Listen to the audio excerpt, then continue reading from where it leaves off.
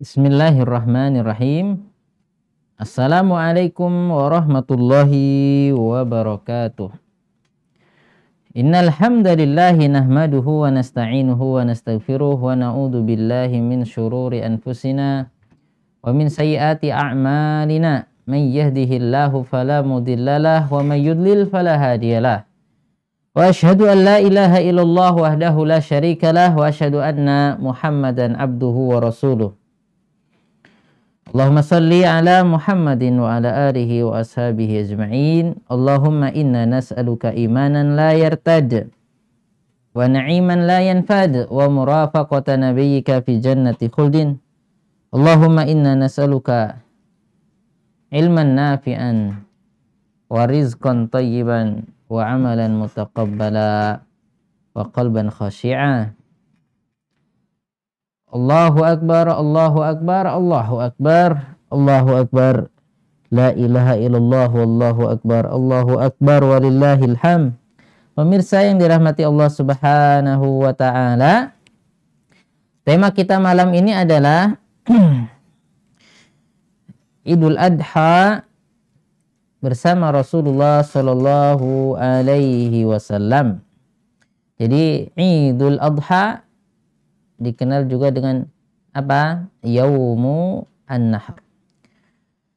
Kaum muslimin dimanapun berada tentunya sangat berbahagia dengan hari raya yang satu ini. Naam.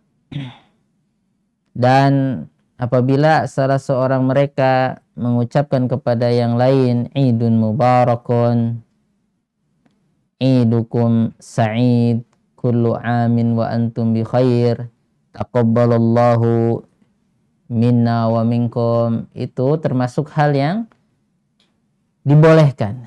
Nah, termasuk hal yang dibolehkan. Jadi bukan cuma Idul Fitri. Nah, jadi para sahabat melakukan itu pada hari Id umum, Idul Fitri, Idul Adha. Jadi dua hari raya yang sangat besar dan sangat membuat hati kaum muslimin berbahagia adalah Idul Fitri dan Idul Adha. Nah, adapun Idul Fitri, kaum muslimin berpuasa 1 bulan atau 29 hari, 30 atau 29 hari sebelum memasuki apa? Idul Fitri. Idul Adha, kaum muslimin yang tidak berhaji disunahkan juga sebetulnya untuk memperbanyak puasa sebelum memasuki Idul Adha. Untuk Idul Adha ya, yang amat ditekankan puasa Arafah. Nah, puasa Arafah yang mana pada tanggal 9 Zulhijjah saudara-saudara kita seiman wukuf di Arafah. Nah, wukuf di Arafah untuk berdoa kepada Allah Subhanahu wa taala, untuk memohon dan bermunajat kepada Allah Subhanahu wa taala di Arafah. Nah, jadi tanggal 8 mereka berangkat dari tempat mereka menuju Mina. Nah, hari Tarwiyah ya, tanggal 8 mabit di Mina, esok harinya pagi-pagi menuju Arafah tanggal 9. Sampai Arafah mereka menunggu waktu zuhur, kemudian sholat zuhur 2 rakaat, kemudian iqamah ya, sholat asar 2 rakaat. Jadi sholat asarnya dimajukan karena kaum muslimin akan bersiap-siap untuk bermunajat kepada Allah Subhanahu wa taala sampai matahari terbenam, dan ini waktu yang sangat berharga. Dianjurkan memperbanyak zikir ya. Nah, salah satu zikir yang sangat ditekankan di hari Arafah apa? Nabi SAW mengatakan, afdal ma qultu ana wan nabiyyun qabli apa? La ilaha illallah wahdahu la syarikalah, lahul mulku walahul hamdu wa huwa ala kulli syai'in qadir. Nah, memperbanyak doa tersebut, memperbanyak. Nah, ini disebut doa ya, la ilaha illallah, wahdahu la syarikalah lahul mulku wa lahul hamdu wa huwa ala kulli syai'in qadir. Lah itu mana doanya? Doakan permintaan. Mana requestnya, mana minta apa? Nah, jadi doa itu ada dua, ya. Doa masalah, doa ibadah. Jadi kalau kita mau dikabulkan doanya, puji Allah dulu. La ilaha illallah wahdahu la syarika. Jadi doa setelahnya doa. Nah, seperti itu. Karena doa itu apa sih? Doa itu bukan sekedar memohon, tapi memang beribadah kepada Allah Subhanahu wa taala. Nabi bersabda, "Ad-du'a huwal ibadah." Doa itu ibadah. Nah, jadi ketika kita memuji Allah, ya, mengesahkan Allah, mensucikan Allah, itu doa. Nah, setelah kita memuji Allah, ya, mengagungkan Allah, kita minta sama Allah Subhanahu wa taala, seperti itu. Nah, jadi hari Arafah jamaah haji tidak berpuasa di sana. Nah, kaum muslimin dianjurkan berpuasa, ya, tanggal 9, yang mana pahalanya bisa menghapuskan dosa 1 tahun yang lalu dan 1 tahun yang akan datang. Itu harapan Nabi Shallallahu Alaihi Wasallam. Nah, pemirsa yang dirahmati Allah Subhanahu Wa Taala, ya, sudah matahari terbenam, jamaah haji kemana? Ke Muzdalifah. Ke Muzdalifah, sampai sana biasanya bisa maghrib, bisa isya.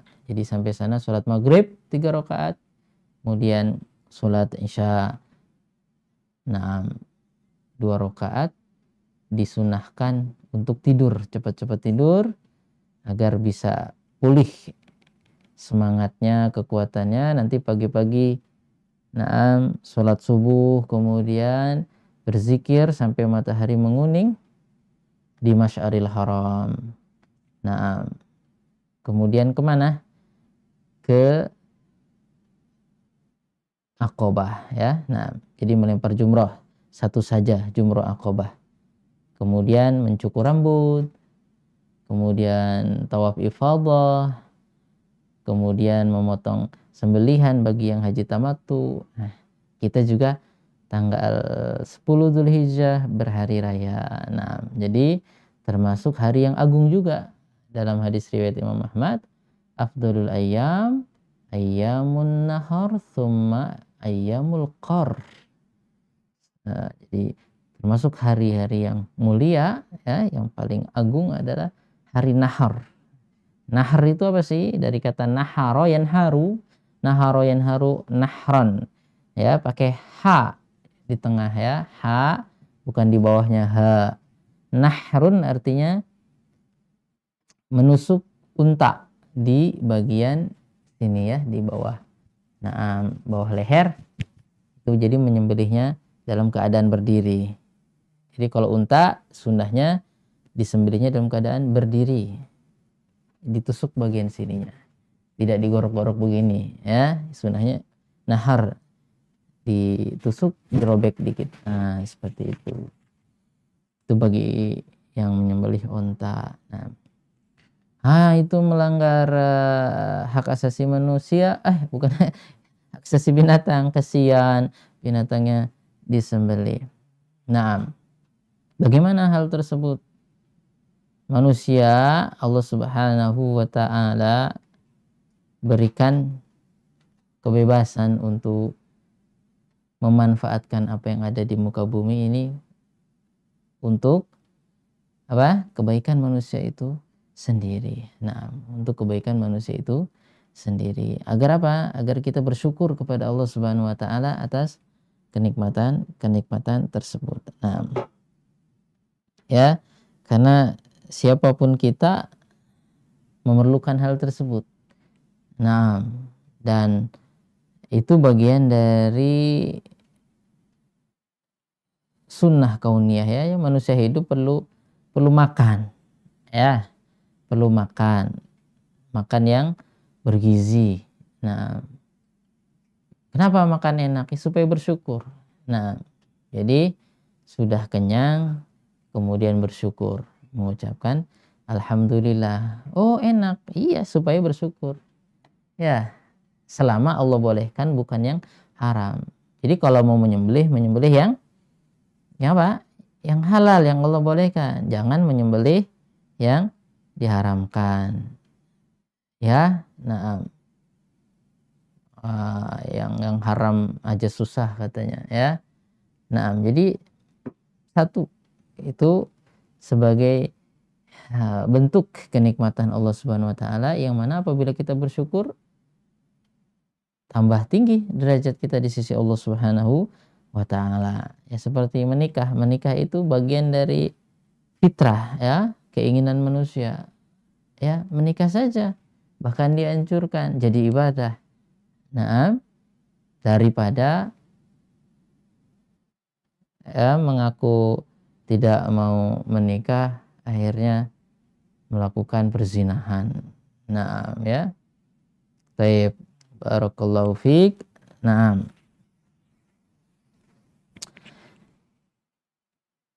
jadi apa yang dilakukan oleh orang yang beriman adalah semata-mata ketaatan kepada Allah Subhanahu wa taala ya. Jadi inna sholati wa nusuki wa mahyaya wa mamati lillahi rabbil alamin. Sesungguhnya salatku, ibadahku, di sini maksudnya sembelihanku. Terus apa? Hidupku dan matiku itu untuk Allah Subhanahu wa taala.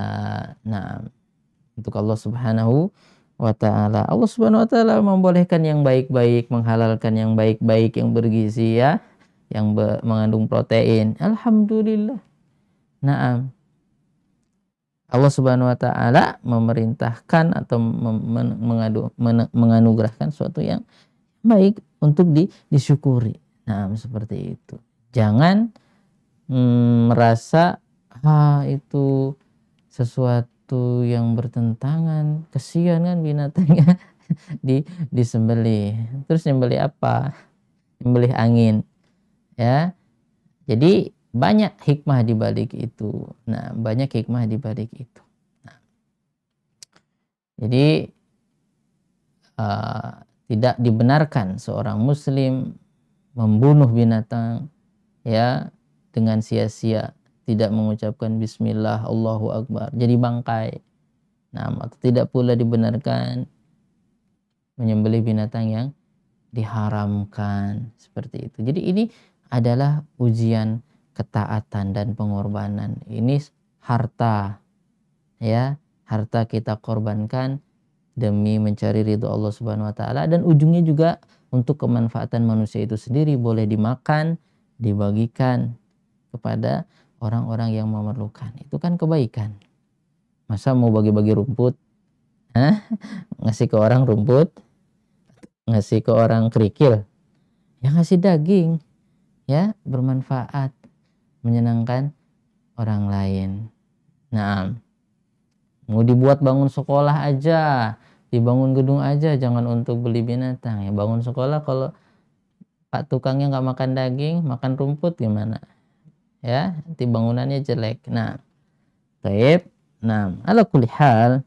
Jadi Nabi SAW, tema kita malam ini tentang Idul Adha bersama Nabi SAW. Nah, itu tadi ya sedikit tentang apa yang dilakukan oleh saudara kita pada hari-hari ini.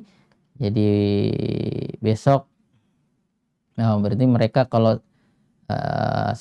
di Mekah sekarang masih apa sudah duluan ya. Nah, terpaut 4 jam ya antara Indonesia Barat dengan waktu Mekah.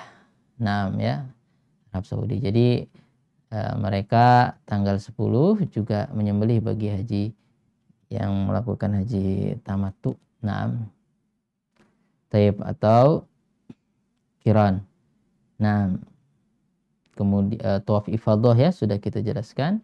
Kemudian mereka kembali kemana? Ke Mina selama 3 hari. Boleh 3 hari, boleh 2 hari mabit di Mina di hari tasyrik.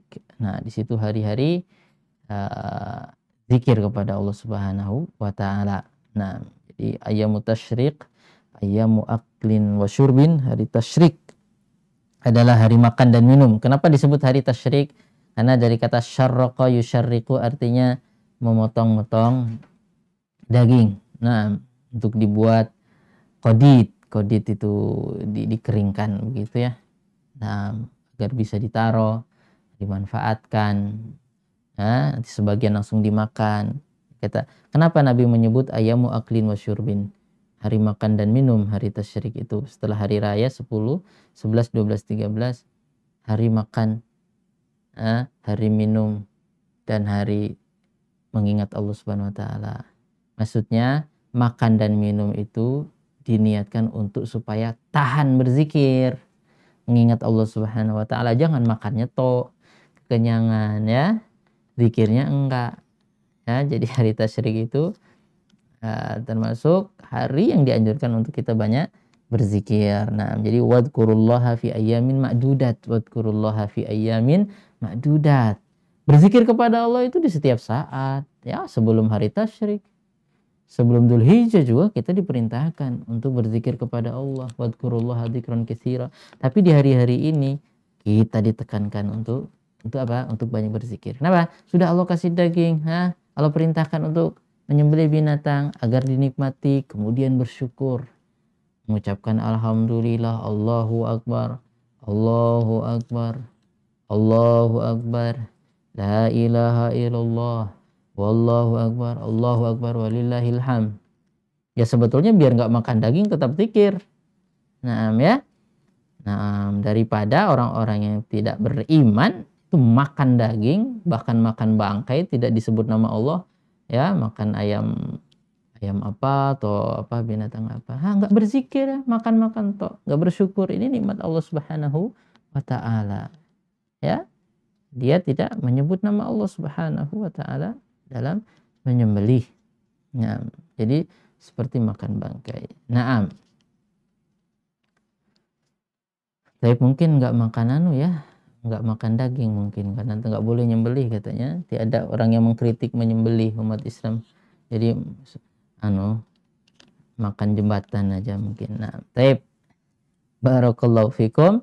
Hadis yang akan kita baca adalah hadis Aisyah radhiyallahu taala anha anna Rasulullah SAW amara bi kabshin aqran. Nabi SAW memerintahkan agar didatangkan kabshun itu apa? Domba ya, kibas ya, akron yang bertanduk, yata'u fis sawad wa yabruku fis sawad wa yanduru fis sawad ya. Kalau dia berdiri atau kalau dia berjalan itu hitam, kalau dia juga menderum hitam, kalau dilihat juga hitam. Jadi maksudnya gagah gitu ya, karena untanya gemuk gitu ya. Jadi na'am. Fa'utiya bihi liyudhahhiya bihi. Kemudian didatangkan ke Nabi agar disembelih. Nah, dohayudhahi. Kata dohayudhahi itu artinya mengorbankan. Tadhiyah itu pengorbanan. Jadi mengorbankan apa? Binatang yang kita beli, binatang yang kita pelihara. Berkorban untuk siapa? Untuk mencari ridho Allah Subhanahu wa Ta'ala. Bukan Allah perlu daging, bukan Allah perlu darah, bukan. Allah perlu ketaatan. Sekarang Anda punya uang 2 juta, 3 juta, ya dikorbankan. Ya, itu pun untuk Anda makan sebagiannya, sebagian dibagikan kepada saudara-saudara. Nah, jadi berbagi. Nah, kemudian apa? Di sini kita menumpahkan darah, untuk ketaatan kepada Allah Subhanahu wa Ta'ala. Seperti itu. Jadi bukan dalam rangka menyiksa binatang ya. Allah Subhanahu wa Ta'ala mengatakan apa-apa yang di bumi ini untuk manusia. Tapi dikelola sesuai dengan syariat Allah Subhanahu wa Ta'ala agar manusia sehat, agar manusia tidak kekurangan asupan protein. Terus agar manusia berbagi. Nah, banyak hikmah dari menyembelih itu ya. Jadi salah satu hikmahnya ketika menyembelih itu, inilah harta kita. Jadi harta kita itu, harta dunia itu ya, kehidupan kita di dunia ini mau nggak mau harus berakhir. Nah, berakhir yang paling bagus itu adalah ketika berakhirnya di jalan yang benar, di jalan Allah Subhanahu wa Ta'ala. Jadi mau nggak mau, pisau kematian itu akan menyembelih kita semua. Ya, kita ini sekarang menyembelih binatang. Ya, binatang disembelih. Ya, bismillah, Allah Akbar. Nah, disempurnakan ya. Nah, kita menyembelih untuk Allah Subhanahu wa Ta'ala sebagai bentuk ketaatan. Nanti ada orang-orang bandel ya, dia bawa kambing, bawa ayam putih, ayam hitam atau apa, atau lembu atau apa gitu ya, kerbau, disembelih juga. Tapi apa? Untuk dipersembahkan kemana? Nah, ke tempat-tempat keramat atau penunggu laut apa segala. Padahal kita menyembelih itu untuk mencari ridho Allah Subhanahu wa Ta'ala. Man dhabaha li ghairillah faqad asyrak. Siapa yang menyembelih untuk selain Allah, dia telah berbuat kesyirikan. Nah, untuk pohon besar seperti itu. Nah,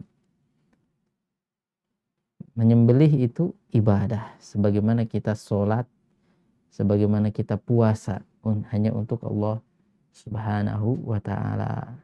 Tapi sebagian orang ya, sebagian dari kalangan manusia, dia justru menyembelih ini dalam rangka ketaatan kepada selain Allah Subhanahu wa Ta'ala. Minta ayam hitam itu dipotong, minta ayam putih, minta ini sebagai tumbal, sebagai korban ya.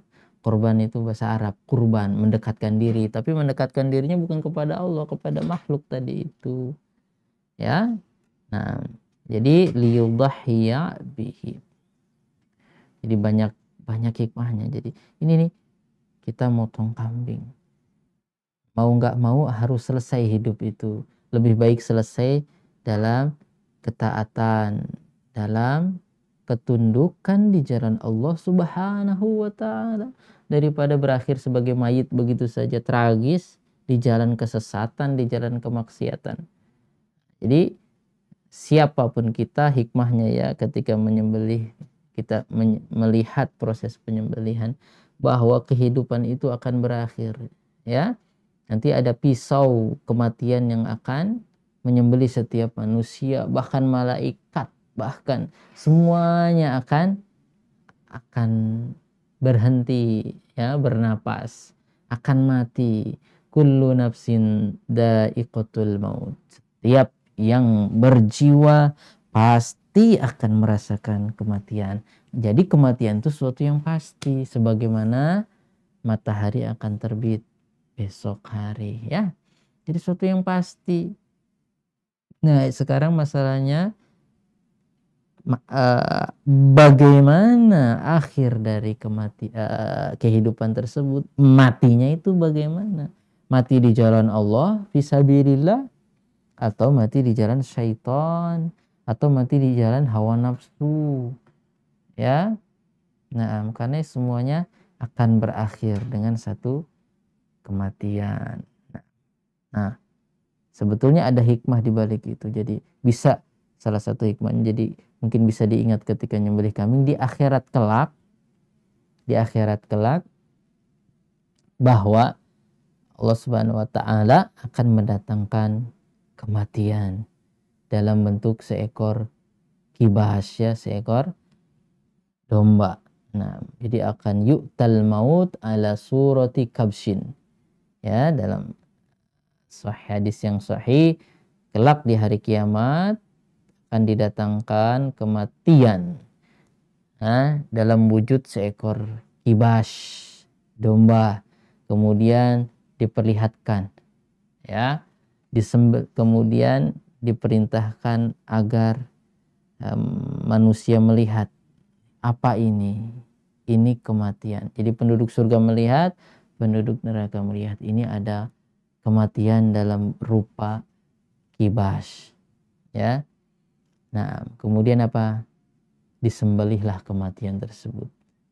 Nah, kemudian dikatakan kepada penduduk surga, ya ahlal jannah khuludun bila maut fayazdad farohan ila farohihim.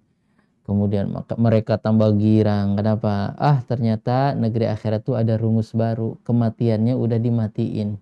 Jadi kematiannya udah disembelih. Matinya itu udah dimatiin. Matinya udah dimatiin. Gak ada kematian. Nah, jadi kesenangan abadi. Muda terus gak tua. Senang terus ndak gundah. Ya, nikmat terus enggak susah. Naam, senang, nggak pernah ribet. Itu, masya Allah. Jadi negeri abadi. Sementara yang tinggal di sana, yang dulu mengkritik Allah, yang dulu mengkritik syariat Allah, dibilang syariat Allah itu tidak adil, ajaran Islam itu kejam. Silahkan, itu nanti tempatnya di sana, ya. Dia bersedih. Kenapa? Kok kematiannya dimatikan? Kenapa? Karena akan hidup terus juga, tapi hidup di dalam kesengsaraan. Seperti itu. Nah, hidup dalam kesengsaraan. Jadi hikmah, ya, bisa dibilang hikmahnya. Jadi kita ingat, nah, kalau ingin hidup abadi, nanti kematian itu akan disembelih. Nah, kematian akan disembelih. Orang beriman tambah senang. Kenapa? Kalau di dunia ya senang-senangnya jadi PNS, bisa dipecat juga kalau nggak masuk kantor terus, ya.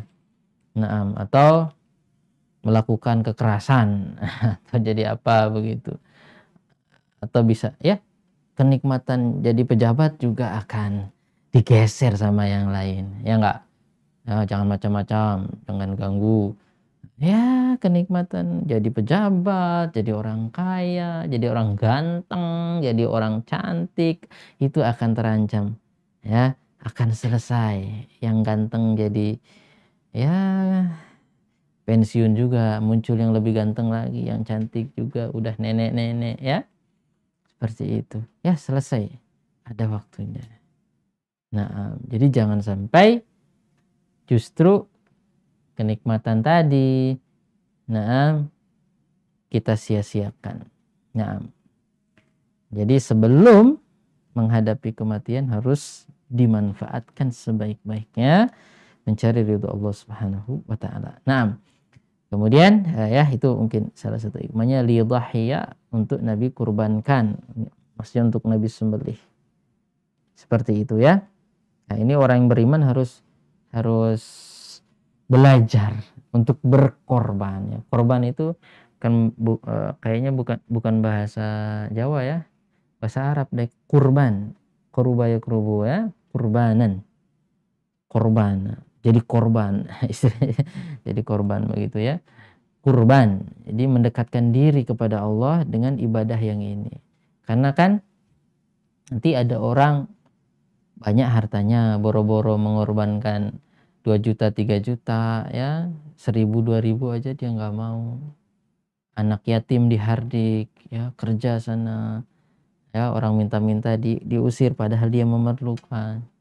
Seperti itu. Pedit lah, sekek gitu, ya, sekek syahih gitu. Nah, ya, tersenyum aja susah, apalagi mau berkorban hartanya tadi itu 1 ekor kambing. Ngangkat bibir aja susah, ya. Ngangkat bibir susah untuk kesenyum. Berat. Maunya itu marah aja terus, ya. Udah dapat uang banyak aja susah tersenyum. Ya, taib. Jadi bagaimana mau ngangkat kambing, kemudian dia sembelih, dia korbankan, dia bagi-bagi, terlalu berat. Nah, jadi mengorbankan seekor. Pelajarannya, kalau memang waktunya sudah datang, Dan memang kita harus siap, jangankan kambing. Tadi kan, inna sholati wa nusuki wa mahyaya wa mamati lillahi rabbil alamin. Sesungguhnya sholatku, sembelihanku, hidupku dan matiku, saya yang disembelih.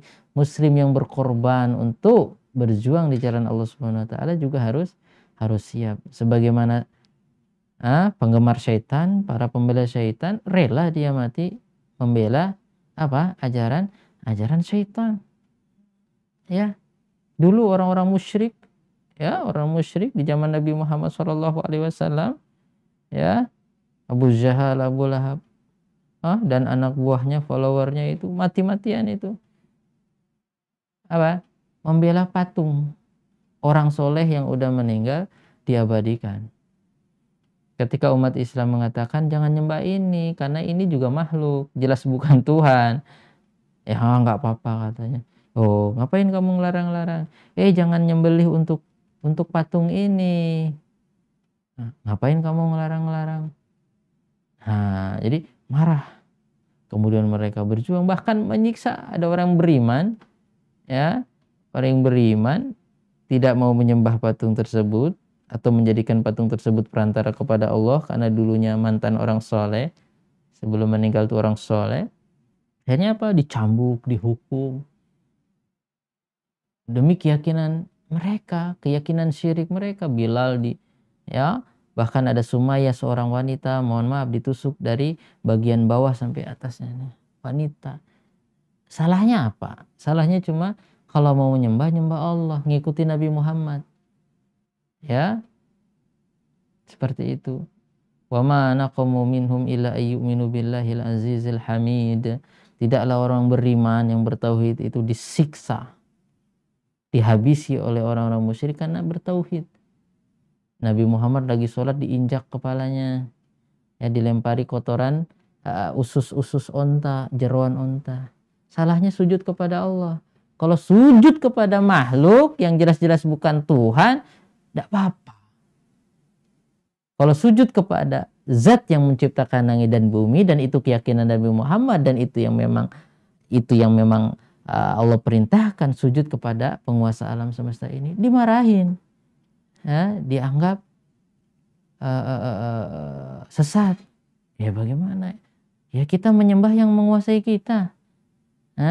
Kita menyembah yang menciptakan kita. Ya bos aja ditaati kan itu ya. Kata bos tembak. Soal kita yang dihukum belakangan. Bosnya nggak dihukum. Taat aja. Siap. Ayo berangkang. Merayap. Masuk parit. Jebur ya. Tinju. Ngikut aja. Taat dia. Padahal bukan Tuhan. Demi apa? Demi karir.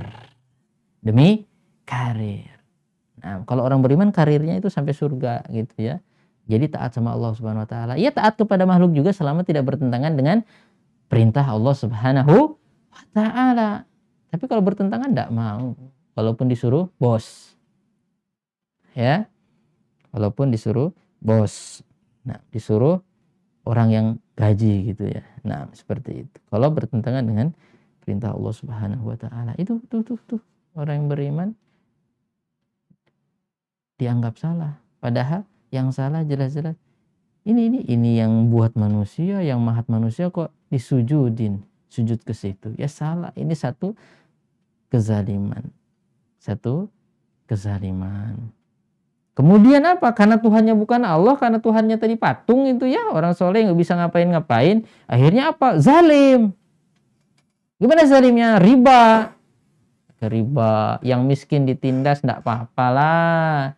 Ya, kasih pinjam tapi suruh balikan berbunga, ya enggak apa-apa lah. Ya Tuhan, soalnya apa? Ya Tuhannya cuma patung gini. Allah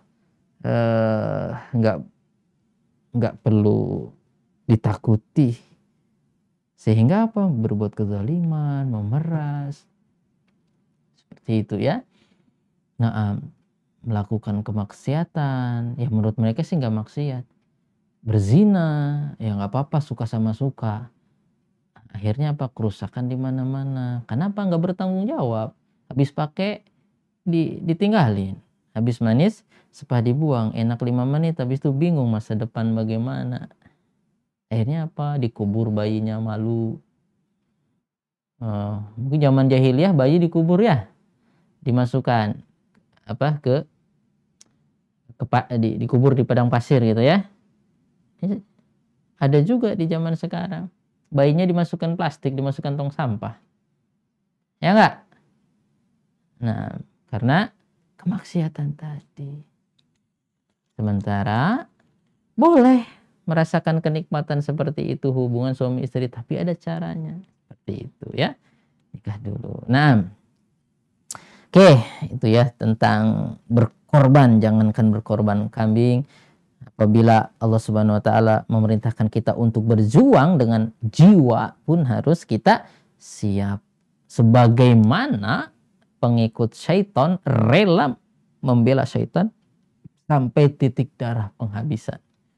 Bedil-bedilan membela kezaliman. Ya enggak, takut ketahuan acaranya, takut ketahuan kejahatannya, bunuh orang dia, dibungkam supaya orang enggak mengungkapkan kejahatannya dan rencananya. Ya enggak? Nah, ada orang yang mau mengungkapkan kebenaran, sikat. Kenapa? Nanti ketahuan kejahatannya. Iya kan? Berani dia. Kalau ketahuan, padahal dia bisa juga hancur. Nah, gitu. Jadi semuanya membela kepentingannya. Rela berkorban. Nah. Jadi semuanya ada resikonya. Lebih baik membela yang benar, karena semuanya pun akan mati. Nah, karena semua pun kalau mau hidup mulia ya harus berkorban.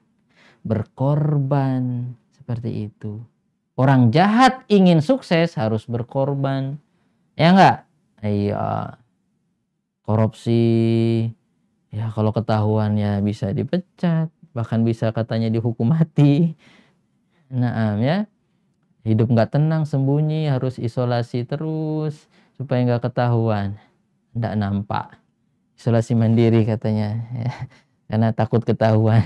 Karena mencuri. Sembunyi-sembunyi. Nah. Enggak tenang. Nah. Jadi semuanya akan berjuang untuk kepentingannya masing-masing. Nah, umat Islam hendaknya berjuangnya di jalan Allah Subhanahu wa taala. Ya, berkorban di jalan Allah Subhanahu wa taala. Karena pada hakikatnya semuanya juga berkorban dan capek.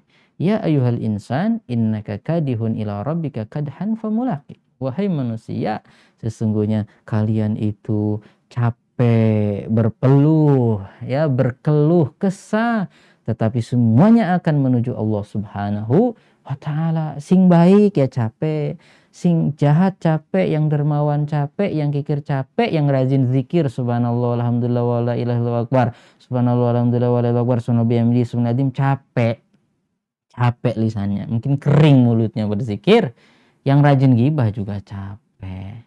Yang cari nafkah, yang cari bekerja capek, yang joget-joget juga capek, ya. Tiba-tiba datang tsunami, capek juga kan. Nah, goyang-goyang, joget kan capek juga. Senam capek, ya. Sama, semuanya capek. Bermaksiat juga capek. Capek bermaksiat itu. Coba bermaksiat. Nah, capek juga, perlu otak diputar supaya nggak ketahuan gimana ya. Harus berbohong, nilep sana nilep sini supaya nggak ketahuan. Nah, seperti itu. Bungkam sana, bungkam sini. Pikir bisa stres juga. Akhirnya, gitu ya. Nah, semuanya capek. Nah, sholat capek, pegel, naik haji capek, ya. Bolak-balik. Berapa hari itu? Tanggal 8. Nah, dari Mina ke Arafah, nanti Arafah ke Muzdalifah, balik lagi ke Mina, kemudian nanti ke Mekah atau ifadah, balik lagi ke Mina 3 hari di sana. Nanti pulang ke tanah air. Capek, uang habis 30 juta, 40 juta, 50 juta, capek. Nah, berdiri waktu sholat capek 2 rakaat. Tapi terkadang karena ada hawa nafsu, Ketika bermaksiat biar berjam-jam nggak capek. Ya, karena apa? Enak. Nah, dibuat nikmat di hadapan hawa nafsu. Atau melakukan sesuatu yang tidak mendatangkan manfaat. Tahan saja. Ketika sholat 2 rakaat, gemetaran, pegel, seperti itu. Baca Quran, tidur. Nah, main game. Berapa jam? 1 jam, 2 jam, gitu. Atau nobar, sesuatu yang tidak mendatangkan manfaat contohnya. Jadi itu memang ujian, semuanya capek. Nah, semuanya capek, semuanya akan berakhir, dan semuanya akan mempertanggungjawabkan capeknya tadi di hadapan Allah. Capek dalam kebaikan atau capek dalam kemaksiatan. Orang yang beriman capek, orang kufur, penjahat capek, penegak kebenaran dan keadilan capek. Naam, orang yang menyuruh kepada kebaikan capek. Kenapa? Karena bisa disikut sama orang yang gak suka kebenaran. Gitu. Orang yang gak suka kebenaran, orang jahat, pendosa juga capek. Harus siap-siap menghadapi resikonya. Gitu. Nah, ya, kemudian Nabi mengatakan kepada Bunda Aisyah itu ya tentang berkurban. Yudhiyah. Ya Aisyah tuh halumi al-mudyah. Wahai Aisyah, coba bawakan mudyah. Apa itu mudyah? Pisau ya, mudyah itu pisau. Tsumma qala ishhadiha bihajar. Kemudian Nabi mengatakan, asah dulu pakai batu. Jadi Bunda Aisyah yang asah. Bisa ngasah ya. Nah, karena memang harus dipastikan betul-betul tajam. Nah, betul-betul tajam. Karena innallaha katabal ihsan likulli syai' fa idza dabahtum fa asinu dzibha. Fal yuhid ahadukum syafratahu. Allah Subhanahu wa taala telah memerintahkan, bahkan mewajibkan untuk ihsan, berbuat baik kepada atau atas segala sesuatu. Apabila menyembelih, maka sembelihlah dengan cara yang baik. Fa asinu dzibha. Sembelih dengan baik dan benar. Tajamkan betul itu pisaunya. Nanti ada, wah ini nggak boleh. Ingat ya, yang dapat amanah suruh nyembelihin kambing dan sapi, dapat amanah, dia ngumpulkan sapi dan pisaunya harus tajam. Beli pisau tajam. Jangan disembelih sapinya bangun lagi karena nggak tajam, atau kambingnya lari lagi. Kenapa nggak langsung seret? Nggak tajam pisaunya. Ini ya, itu menyiksa. Jadi matinya lambat. Seperti itu. Nah, kenapa diperintahkan disembelih? Satu, untuk kebaikan manusia itu sendiri, ya, darahnya keluar semua, cepat juga matinya. Tapi kalau disetrum, itu beku darahnya. Nah, jadi sudah terbaik seperti itu. Ya, nah, jadi besok yang mau nyembelih ya, panitia BPUPKI ya, panitia pemotongan hewan kurban apa? Panitia pemotongan PPHK. Panitia pemotongan hewan kurban atau PPHK. Mohon pisaunya dipastikan bermodal lah. Beli yang ya, yang tajam, beli atau diasah dulu. Soalnya pakai pisau dapur yang untuk motong-motong bawang, nggak tajam. Kambingnya bangun lagi, kesian. Sekali gesek atau 2 kali set.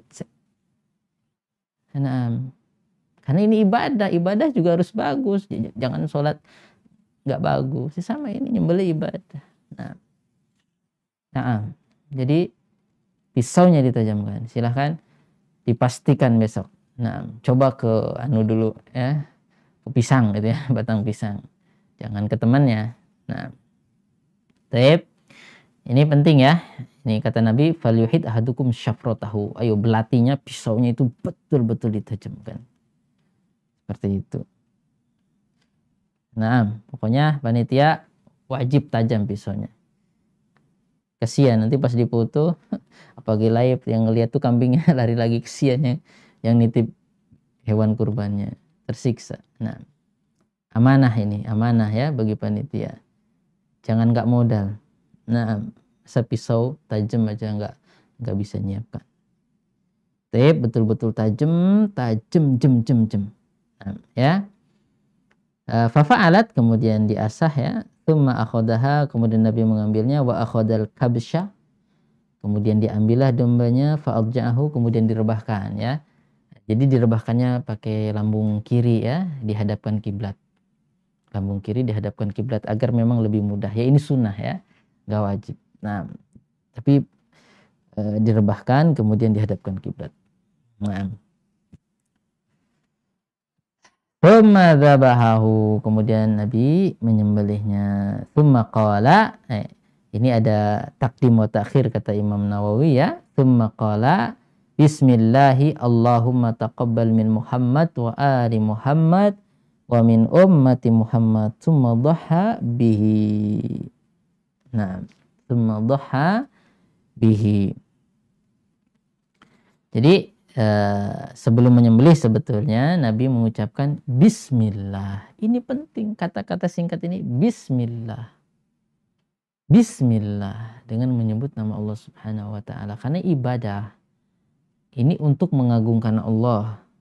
Jadi menyebut nama Allah. Jadi masih ingat ada seorang ya apa ya? Mungkin paranormal atau para tidak normal ya, atau seorang dukun gitu ya, dukun yang nggak bener ya. Taib, dia itu menyembelih untuk selain Allah. Jadi apa, pas maghrib untuk supaya sihirnya itu kuat dan dia harus penuhi permintaan jin. Akhirnya apa? Jadi bawa kambing mau disembelih di WC. WC tempatnya syaitan, tempat kotor juga. Kemudian pas maghrib seperti itu. Jadi maghrib nyembelihnya kemudian di dalam WC. Kenapa? Satu, kata Nabi SAW, ya kamar mandi itu jorok, kotor, yang suka makhluk kotor, jin kotor, ya, syaitan. Kemudian maghrib itu tempat waktunya syaitan berkeliaran pas maghrib. Makanya Nabi mengatakan kufu sibyanakum, kalau sudah maghrib anak-anak dijaga, ditahan, ditaruh di rumah, jangan dilepaskan begitu saja. Nah itu dia mengikuti perintahnya siapa? Sang jin, bukan cari ridho Allah Subhanahu wa taala. Nah, jadi berarti dia sudah memberikan ibadah kepada selain Allah Subhanahu wa taala. Ini berbahaya, seperti apa yang kata Nabi katakan, man dzabaha li ghairillah faqad asyrak. Siapa yang menyembelih untuk selain Allah Subhanahu wa taala, dia telah berbuat kesyirikan. Nah, untuk jin, untuk siapa?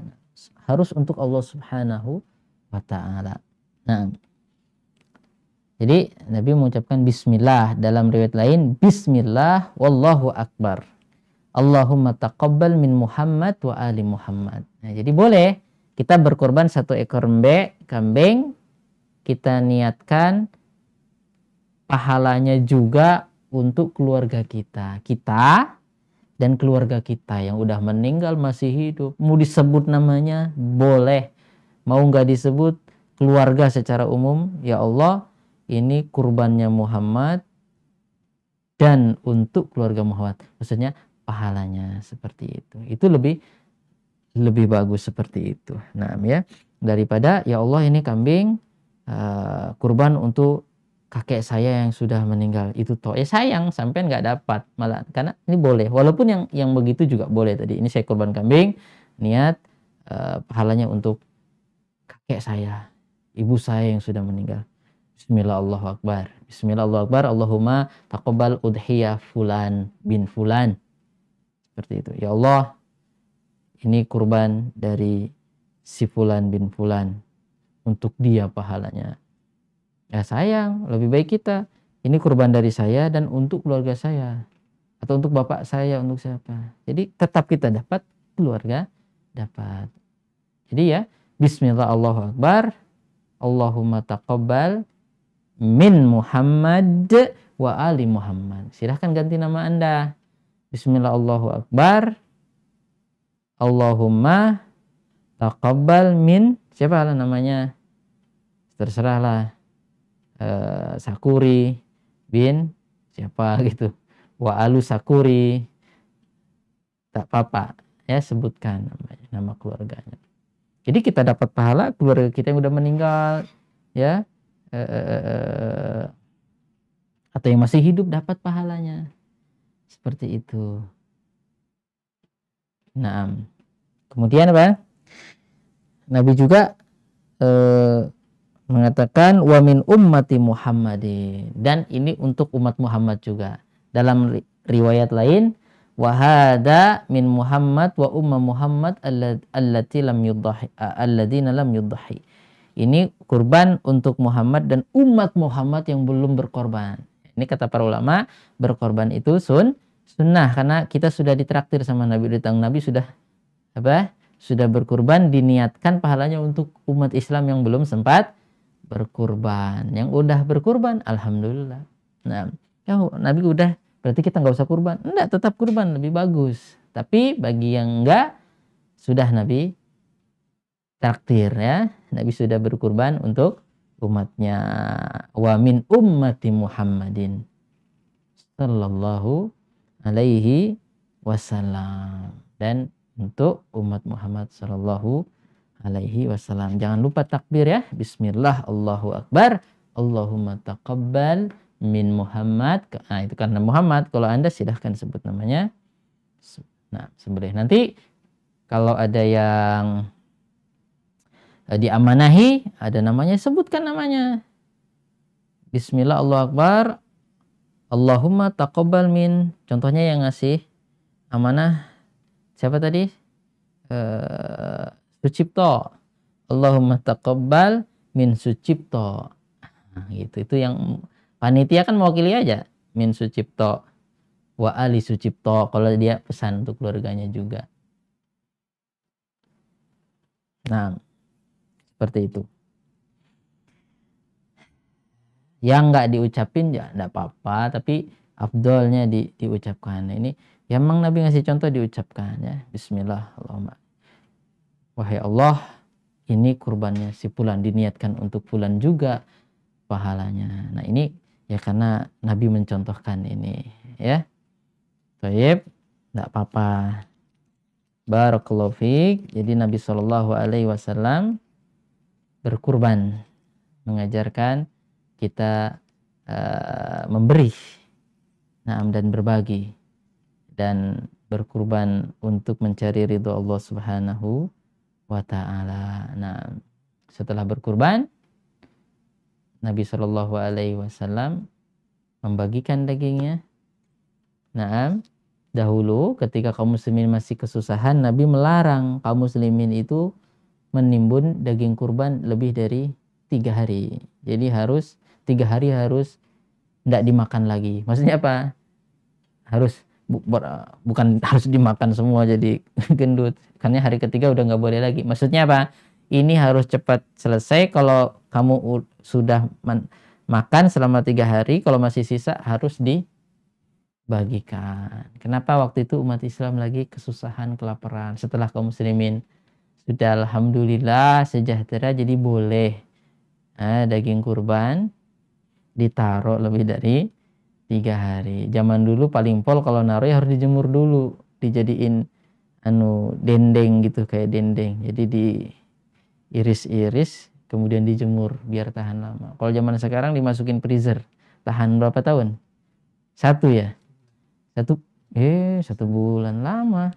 Lebih itu dimasukkan freezer. Nah, baik. Nah, barakallahu fikum. Jadi kenapa makan daging? Agar kita bersyukur. Jadi apa? Sekali lagi, ayamu aklin wa syurbin wa dzikrillah. Jadi tanggal 10, 11, 12, 13 hari tasyrik, sambil kita takbir Allahu Akbar, Allahu Akbar, la ilaha illallah wallahu akbar, Allahu Akbar wa la ilaha. Terus kan takbirannya berlanjut sampai hari tasyrik. Tanggal 13 terakhirnya ya, matahari terbenam. Itu takbir mutlak. Nanti Takbir muqayyad itu setarnya kapan? Takbir yang ada waktu khususnya yaitu setelah sholat berjamaah. Setelah sholat 5 waktu berjamaah ya. Itu takbir muqayyad itu setarnya subuh hari Arafah tadi ya. Pas habis sholat subuh hari Arafah sampai nanti asar, habis sholat asar. Nah, kata para ulama, takbir muqayyad yang habis sholat 5 waktu itu dilakukan apabila dalam sholatnya berjamaah. Jadi ada imamnya, ada makmumnya. Itu takbir muqayyad. Kapan mengucapkannya? Setelah astagfirullah, astagfirullah, astagfirullah. Allahumma antas salam wa minkas salam. Tabarakta ya dzal jalali wal ikram. Allahu akbar, Allahu akbar. La ilaha illallah, wallahu akbar. Allahu akbar walillahil hamdu. Ya, habis itu boleh zikir yang terbiasa subhanallah subhanallah, lanjut. Nah, seperti itu. Jadi boleh juga sih langsung Allahu akbar, Allahu akbar, al-amru wasi, insyaallah tidak mengapa. Nah, tapi kalau sholat sendirian ya contohnya masbuk ya. Masbuk sholat sendiri apa atau memang lagi sendirian tidak dianjurkan. Nah, sebagian ulama mengatakan demikian. Jadi itu ketika sholat berjamaah dan dilakukan ketika selesai sholat berjamaah. Nah, ada imamnya ya, bukan sholat sendirian. Baik. Atau ketiduran habis itu sholat sendirian. Nah, jadi Nabi Shallallahu Alaihi Wasallam tadi ya, ini menyembelihnya itu setelah sholat Idul Adha tadi sholat. Nah, jadi kalau disembelih sebelum itu binatangnya tidak sah. Di zaman Nabi pernah ada sebagian sahabat, ya Nabi belum selesai sholat udah nyembelih duluan, niatnya bagus. Kenapa? Mau ngasih makan keluarganya sama tetangga-tetangga, wahai Nabi. Ya syatu lahmin kata Nabi. Ya ada sebagian sahabat khusus buat Anda kata Nabi SAW. Tapi Nabi SAW mengatakan syarat dikatakan hewan kurban kalau disembelihnya setelah sholat. Setelah sholat. Nanti sebagian ulama mengatakan setelah khutbah. Kalau belum selesai khutbah belum boleh disembelih. Sebagian ulama mensyaratkan imamnya harus nyembelih dulu. Kalau imamnya dulu Nabi Muhammad imamnya ya. Sekarang imamnya siapa ya? Dulu Nabi Muhammad imamnya. Jadi setelah imam menyembelih baru kita nyembelih. Seperti itu. Tapi pendapat yang kuat insya Allah yang penting imamnya sudah sholat. Sudah sholat boleh kita nyembelih. Nggak usah tunggu khutbah lagi. Karena khutbah itu sunnah. Dengarkan khutbah Idul Adha itu sunnah. Nah, bagi yang katanya di zona yang nggak aman, akhirnya sholatnya boleh di rumah. Ulama membolehkan ya. Para ulama membolehkan sholat Idul Fitri atau Idul Adha di rumah berjamaah tanpa khutbah. Nah, tanpa khutbah. Seandainya mau khutbah sebagian membolehkan juga. Nah, jadi sholat Idul Fitri, Idul Adha itu syiar kaum muslimin. Ya, mudah-mudahan Allah Subhanahu wa taala mengangkat wabah ini dan memberikan kaum muslimin kebaikan dan keberkahan sehingga kaum muslimin bisa menampakkan syiarnya, bisa menunjukkan kebesaran syariat Islam. Nah, tetapi apabila keadaan seperti ini ya tidak mengapa sholat Idul Adha di rumah seperti sama sholatnya ya. Nah, takbir 7 kali rakaat pertama, kemudian 5 kali kedua. Nah, seperti itu. Barakallahu fikum. Mudah-mudahan Allah Subhanahu wa taala menjadikan kita manusia-manusia beriman yang rela berkorban di jalan kebenaran, di jalan Allah Subhanahu wa taala. Ya. Mudah-mudahan Allah Subhanahu wa taala menjadikan kita orang-orang yang tidak takut untuk membela agama Allah Subhanahu wa taala, kebenaran dan keadilan. Nah, jadi rela berkorban untuk mencari ridho Allah Subhanahu wa taala bukan rela berkorban untuk membela kemaksiatan, kemungkaran, kejahatan, ya. Itu kalau itu nanti endingnya apa? Bersama para pendosa, bersama iblis, para syaitan di neraka jahanam. Nah, yang umurnya ya umurnya, tenaganya semua dipakai untuk menggoda, menyesatkan manusia dari tauhid, dari jalan keimanan dan jalan kebenaran. Akhiru da'wana anilhamdulillahi rabbil alamin. Wassalamualaikum warahmatullahi wabarakatuh.